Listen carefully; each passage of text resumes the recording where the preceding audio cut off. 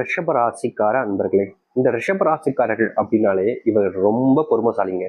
பொறுமைசாலினா எப்படின்னா, இவர்களுடைய வாழ்க்கையில இவங்க சுத்தி இருக்கவங்க வேணுக்கனே இவர்களை உசுப்பேத்தி விட்டு, வேணுக்கனையே சில விஷயங்களை செய்யக்கூடாத சில விஷயங்களை செய்ய வச்சு, மற்றவங்க முன்னாடி அவமானப்படுத்தியும் மற்றவங்க முன்னாடி அசிங்கப்படுத்தியும் கேவலப்படுத்தக்கூடிய நிலைமையும் இவர்களுடைய வாழ்க்கையில தள்ளி கொண்டு போயிடணும்னு நினைப்பாங்க. ஆனா இந்த ரிஷபராசிக்காரர்கள் என்னன்னா, சில தடவைகள்ல இவங்களை அறியாமலேயே மற்றவங்க தூண்டுதலினுடைய பேரால சில தவறுகளை செஞ்சிருக்காங்க, இல்லைன்னு சொல்ல முடியாது. ஆனா இப்போ இருக்கக்கூடிய நிலைமையில இவர்களை என்னதான் நீங்க தூண்டி விட்டாலும் சரிங்க, இவர்கள் எந்த ஒரு இடத்துலையுமே சிக்கிக்கொள்ள மாட்டாங்க. அதுதான் நிஜம். இந்த ரிஷபராசிக்காரர்களுக்கு தெரியும், என்னடா இது மற்றவங்க நம்ம கிட்ட வந்து இவ்வளவு பேசுறாங்க, ஆனா நம்ம அவங்க பேசக்கூடிய விஷயத்துக்கு எதுவுமே ரியாக்ட் பண்ண மாட்டோமே அப்படின்ற எண்ணம் வரும். அதற்கு முக்கியமான காரணம் உங்களுக்கு தெரிஞ்சிருச்சு, நம்மளை யாரும் நம்மளுடைய வாழ்க்கையில நமக்கு நல்லது செய்யறதுக்காக இதெல்லாம் செய்யல, நம்ம கஷ்டப்படணும், அந்த கஷ்டத்துல அவங்க குளிர்காயணுன்றதுக்காக தான் இப்படிப்பட்ட கேவலமான விஷயங்களை சொல்லி நம்மளை உசிப்பேத்தி விடுறாங்கன்றத புரிஞ்சுக்கிட்டு இந்த ரிஷபராசிக்காரர்கள் வாழ்க்கையை வாழ்றாங்கன்னு தாங்க சொல்ல முடியும். ரிஷபராசிக்காருடைய வாழ்க்கையில மனசுல நிறைய கவலைகள் இருக்குதுங்க. முக்கியமா சொல்ல போனா ரிஷபராசினுடைய மிகப்பெரிய பிரச்சனையா இருக்கக்கூடிய ஒரு விஷயம் என்ன தெரியுமாங்க, இவர்களுடைய மனதில் இருக்குது, மனதுக்குள்ள மட்டுமே இருக்குது, யாருக்கிட்டையும் சொல்லவே மாட்டாங்க. சொல்லணுன்ற எண்ணம் வந்தாலும் சொல்லக்கூடாது அப்படின்ற மாதிரியும் மறைச்சு வச்சிருக்கக்கூடிய ஒரு விஷயமாகவும், தினமும் இரவு தூங்குவதற்கு முன்பும் காலை எழுந்த உடனேயும் ஞாபகம் வரக்கூடிய ஒரு விஷயமா இருக்கக்கூடியது என்ன தெரியுமாங்க இந்த ரிஷபராசினுடைய வாழ்க்கையில, சாமி நிறைய விஷயங்கள் நீங்க சொல்றீங்க, ஏன்னா எங்களுக்கு அது தேவையில்லை. கடவுள்கிட்ட வேண்டக்கூடிய ஒரு விஷயம் என்ன தெரியுமாங்க ரிஷபராசிக்காரர்கள், எனக்கு எப்பதான் சாமி சாபம் வரும், வாழ பிடிக்கல சாமி, உயிரோடு இருக்கவே வெறுப்பா இருக்கு, மனசுக்கும் நிம்மதி இல்லை, வாழ்ற வாழ்க்கையும் திருப்தியா இல்லை, யார்கிட்ட எந்த ஒரு விஷயத்தையும் ஷேர் பண்ணணுன்ற எண்ணமும் இல்லை, என் மேல அன்பு காமிக்க பாசம் காமிக்கின்ற ஒரு உறவுகள் கூட இல்லையே சாமி, இதுக்கு மேலேயும் ஏன் என் உயிரை இப்படி பிடிச்சு வச்சுக்கிட்டு இருக்கேன், கூட கூட்டுக்கலாம்ல, நான் அங்க வந்தாவது சந்தோஷமா இருப்பேனே, நிம்மதியா இருப்பேன்னு இந்த ரிஷபராசிக்காரர்கள் அவ்வளோ வேண்டுவாங்க கடவுள்கிட்ட. முக்கியமா இப்ப நம்ம கோவிலுக்குலாம் போனோம்னா நம்ம கோவில் என்னங்க வேண்டும் சொல்லுங்க, எதார்த்தமா எல்லாரும் என்ன வேண்டும், சாமி என்னுடைய வாழ்க்கை நல்லா இருக்கணும், என்னுடைய பிள்ளைகள் நல்லா இருக்கணும், நோய் நொடி இல்லாமல் நல்லா இருக்கணும், என்னுடைய குடும்பத்துல சந்தோஷம் கிடைக்கணும், பண பிரச்சனை இருக்கக்கூடாது, கடன் பிரச்சனைலாம் தீர்ந்துடும் சாமி, ஒரு நல்ல வேலை கிடைக்கணும், இது மாதிரிதான் எல்லோருமே வேண்டிப்பாங்க. இதை தவிர்த்துட்டு ஒரு சில நபர்கள் தான் மற்றவங்களுடைய வாழ்க்கையில சந்தோஷம் கிடைக்கணும், யாருன்று தெரியாதவங்க அவங்ககிட்ட வந்து வேண்டாங்கன்னா அவங்களுக்கு தேவையானதை பண்ணி கொடுங்க, 1% மக்கள் மட்டுமே தான் அப்படி இருப்பாங்க. மற்றபடி தான் நல்லா இருக்கணும், தான் குடும்பம் நல்லா இருக்கணுன்ற எண்ணம் தான் எல்லாருக்குமே இருக்கும். அப்படி கிடையாதுங்க ரிஷபராசிக்காரர்களுக்கு. ரிஷபராசிக்காரர்களுக்கு தன்னை பத்தி வேண்டதோட அடுத்தவங்க மேல அதிகமான அக்கறை கட்சி வேண்டுவாங்க. ஆனா யார் மேல இவங்க அக்கறை காமிச்சு யார் மேல பாசம் வச்சு வேணுனாங்களோ இந்த ரிஷபராசினுடைய வாழ்க்கையில அவர்களுடைய வேண்டுதலுக்கு எதிராக தாங்க நடந்துச்சு. அதனாலதான் இப்போ இந்த ரிஷபராசிக்காரர்கள் என்ன தெரியுமாங்க வேண்டுறாங்க, சாமி எனக்கு சாவு எப்போ வரும், சீக்கிரமா கொடுங்க, நான் என்னோட சாவை பார்த்துட்டு நான் உங்ககிட்ட வந்துடுறேன் அப்படின்ற மாதிரிதான் இந்த ரிஷபராசிக்காரர்கள் மனசுக்குள்ள கவலைகளோடு அத்தனை கவலைகளோடு வாழ்ந்துகிட்டு இருக்காங்க சொல்லணும்.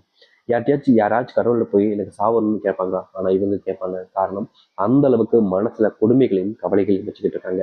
ஆனா உங்களுக்கு தெரியாத ஒரு விஷயம், அந்த கடவுளுடைய அனுகிரகம்ன்றது உங்களுக்கு இப்பதாங்க கிடைக்குது. அதாவது சொல்ல போனா இது நாள் வரைக்கும் நீங்க கடவுள்கிட்ட கேட்டீங்க பார்த்தீங்களா, அந்த ஒரு விஷயம் உங்களுக்கு நடக்காது. நீங்க இறந்து போகணும் செத்தணும் அது நடக்கவே நடக்காது. அதற்கு மாறாக இதற்கு முன்பு வாழ்க்கையில நீங்க இது நடக்கணும் அது நடக்கணும் ஆசைப்பட்டீங்க பார்த்தீங்களா, அது எல்லாமே நடக்கக்கூடிய சாத்தியங்கள் என்பது உங்களுடைய வாழ்க்கையில அமைய போகுது. அந்த கடவுளுடைய ஆசீர்வாதத்துல இந்த ரிஷபராசிக்காரர்கள் வாழ்க்கையில மிகப்பெரிய முன்னேற்றத்தையும் மாற்றத்தையும் பார்க்க போகிறார்கள். இவருடைய முன்னேற்றத்தை பார்க்கும் பொழுது பல நபர்களுக்கு வயிறு எரியும், இவன் இப்படியா, இவன் இப்படி போயிட்டானா, இவன் எந்த அளவுக்கு வந்துட்டானா அப்படின்ற அளவுக்கு உங்களுடைய வாழ்க்கைன்றது மாறப்போகுது. இது நிஜங்க, நடக்க போகுது, நடந்தே தீரப்போகுது. அது என்னவென்று பார்ப்போம். இந்த ரிஷபராசினுடைய வாழ்க்கையில் நடக்க போகிற விஷயங்கள் இன்னும் தெரிஞ்சுக்க முன்னாடி நம்முடைய சேனலுக்கு நீங்கள் ஒரு புதிய பார்வைகள் இருக்கணும். இது வரைக்கும் நம்ம சேனல் நீங்க சப்ஸ்கிரைப் பண்ணாமல் பார்க்குறேன்ற போதும் சேனலை மறக்காம சப்ஸ்கிரைப் பண்ணிக்கோங்க. பக்கத்தில் இருக்கக்கூடிய பெல் ஐக்கானை கிளிக் பண்ணிக்கோங்க. அப்பதான் நம்ம போடக்கூடிய அனைத்து தகவல்களும்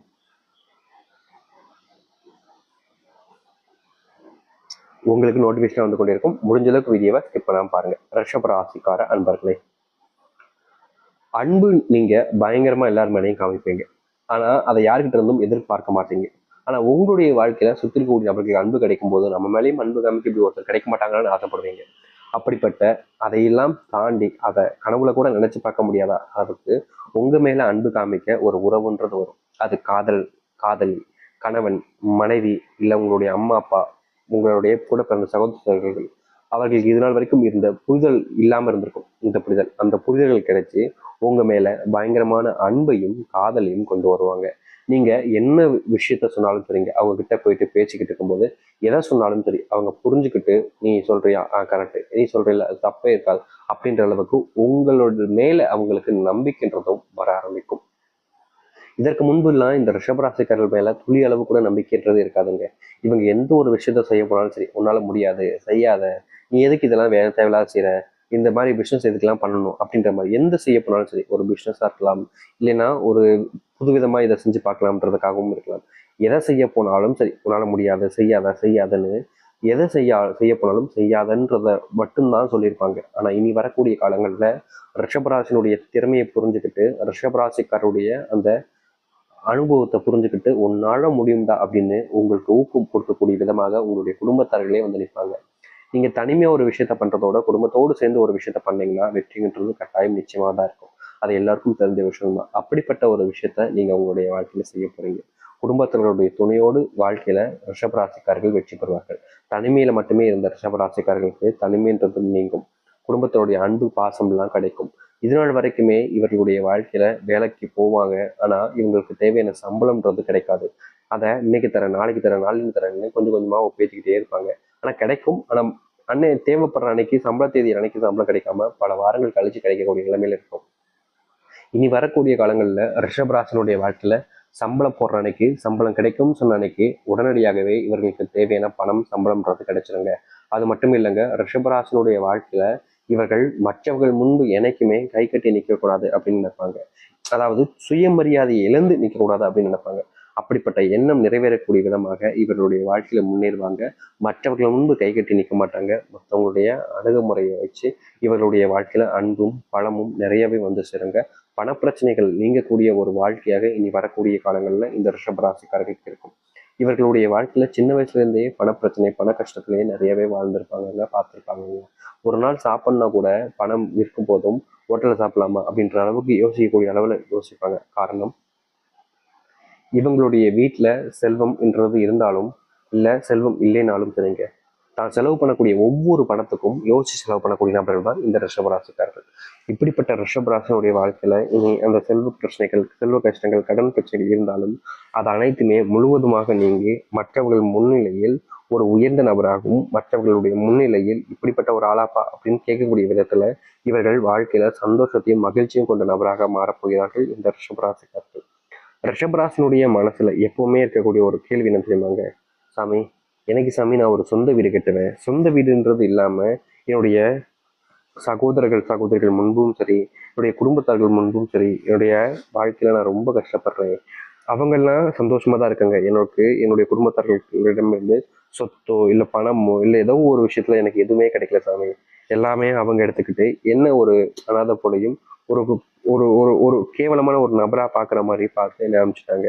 இப்ப வரைக்கும் நான் வேலைக்கு போறேன், நான் வீடு கட்ட முடியுன்ற ஒரு ஆதங்கம் இருந்துச்சுல, அதையெல்லாம் நீங்கக்கூடிய விதமாக சொந்தமா ஒரு வீடு கட்டி யார் யாரெல்லாம் உங்களிடம் பணம் இல்லை, செல்வாக்கு இல்லை, சொந்தமா வீடு இல்லைன்னு ஒதுக்குனார்களோ அவர்களே தேடி வரக்கூடிய அளவுல இந்த ரிஷபராசிக்காரர்கள் வாழ்க்கையில மிகப்பெரிய ஒரு வீட்டை கட்டி அதுல கூடிய காலங்களாக இருக்க போகுது இந்த வரக்கூடிய காலங்கள்ல. அது மட்டும் இல்லைங்க, ரிஷபராசினுடைய வாழ்க்கையில மிகப்பெரிய பிரச்சனை என்னது, வாடகை வீட்டுல இருந்து வேற வாடகை வீட்டுக்கு மாறலாமா, இந்த வேலையில இருந்து வேற வேலைக்கு மாறலாமான்ற கேள்வி இருக்கும். இந்த சூழ்நிலைகள்ல அது உங்களுக்கு கொஞ்சம் சாதகமா அமையலைங்க. ஆனா வருகின்ற காலங்கள்ல உங்களுக்கு ஏற்றதாக மாறக்கூடிய சூழ்நிலைன்றது அமையும். அதுல கவலைப்பட வேண்டிய அவசியமே இல்லைங்க. உடல் சார்ந்த நோய் உபாதைகள் என்பது இந்த காலகட்டங்களில் ரிஷபராசிக்காரர்களுக்கும் குடும்பத்தார்களுக்கும் கொஞ்சம் அதிகமாக இருப்பதால செல்வத்தை கொஞ்சம் சேமிச்சு வச்சு உடல் சார்ந்த நோய்களுக்கு தேவையான நேரங்களில் அதை பயன்படுத்திக்கிறதுன்றது ரொம்ப நல்லதுங்க. நீங்க செல்வம் பணம் அதிகமா இருக்குன்றதுக்காக செலவு பண்ணிடலாம், இல்லை வேற ஏதாச்சும் ஒரு இன்வெஸ்ட்மெண்ட் பண்ணலாம் அப்படின்னு செலவு பண்ண பார்ப்பீங்க. ஆனா இந்த காலகட்டங்கள்ல கொஞ்சம் பணத்தை சேமிச்சு வச்சுப்பதுங்கிறது நல்லது. ஏன்னா தேவைப்படக்கூடிய கடன்கள்ல பயன்படுத்துவதற்கென்ற செல்வம் இல்லைன்னா கடனாக கேட்கக்கூடிய நிலைமைக்கு தள்ளப்படுவீங்க. அப்படி கேட்கும் போது உங்களுடைய வாழ்க்கையில பல அவமானங்களையும் சந்திக்க வேண்டிய நிலைமையாக இருக்கும். அதனால முடிஞ்ச அளவுக்கு இனி வரக்கூடிய காலங்கள்ல இந்த சில விஷயங்களை தவிர்த்துப்பதுங்கிறது ரிஷபராசிக்காரர்களுக்கு ரொம்பவே நல்லதுங்க. இனி உங்களுடைய வாழ்க்கையில நீங்க ஆயுசுக்கும் பண கஷ்டமே இல்லாமல் இருப்பதற்கு முடிஞ்ச அளவுக்கு பணத்தை எப்படி சேமிக்கலாம், எந்த அளவுக்கு சேமிக்கலாம்ன்றத தெரிஞ்சுக்கிட்டு செய்ய பாருங்க. பிள்ளைகளுக்கு தேவையான படிப்புகளை நீங்க கொடுப்பதற்கான சூழ்நிலைகள் கிடைக்கும். முக்கியமா பிள்ளைகளுக்கு புதுமணி ட்ரெஸ் எடுத்து கொடுப்பது, பொருட்கள் எடுத்து கொடுப்பது, சுப நிகழ்ச்சிகள் சென்று மகிழ்ச்சியாக இருப்பதுன்ற போன்ற பல விஷயங்கள் ரிஷபராசினுடைய வாழ்க்கையில் நடக்க போகுது. இனி எந்த ஒரு விஷயத்தை நினைச்சும் நீங்க பயப்பட வேண்டாம். எந்த ஒரு விஷயத்துக்காகவும் நீங்க நினைச்சுக்கிட்டு கவலைப்பட்டுக்கிட்டு துன்பப்பட்டு கண்ணீர் விட்டுக்கிட்டு இருக்க வேண்டாம். எதிர்பார்த்ததை விட மிகப்பெரிய மாற்றங்களையும் நன்மைகளையும் நீங்க சந்திப்பீங்க. உங்க வாழ்க்கையில இனி கஷ்டமில்லாத ஒரு வாழ்க்கையாகவும் அமையும். தைரியமாகவும் முழுமையான மனசும் நம்பிக்கையோடும் இருந்து பாருங்கள். கட்டாயம் நல்லதே நடக்கும். நம்பிக்கையோடு இருந்து பாருங்கள், நல்லதே நடக்கட்டும்.